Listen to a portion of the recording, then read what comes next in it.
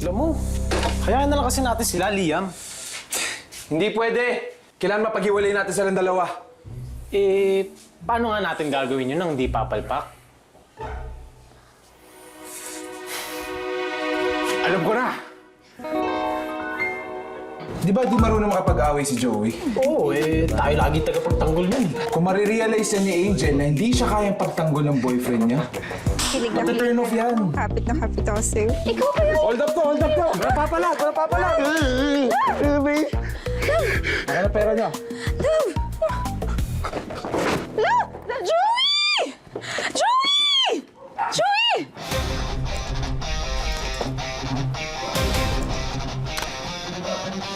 Haya! Haya! Haya!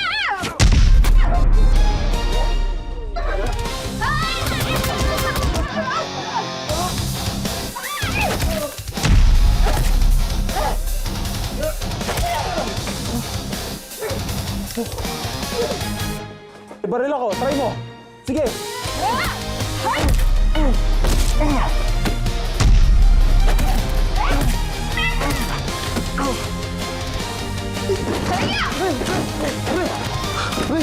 Tara na.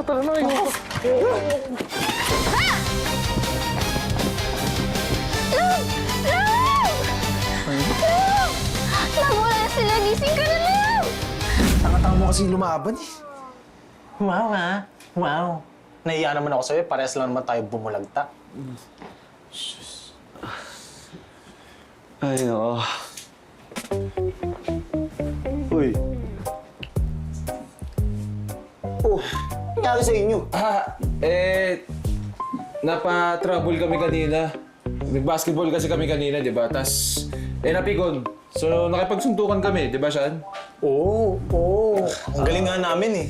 5 yung kalaban namin, 2 lang kami. Pero taob sila sa amin. Taob na to. Oh, ikaw. Nangyari sa'yo, parang napasaba ka sa gera. Dumi rin ng damit mo. Yun nga eh. Medyo hassle kanina. Na-hold up kami. Hinimatay ako sa nervyos.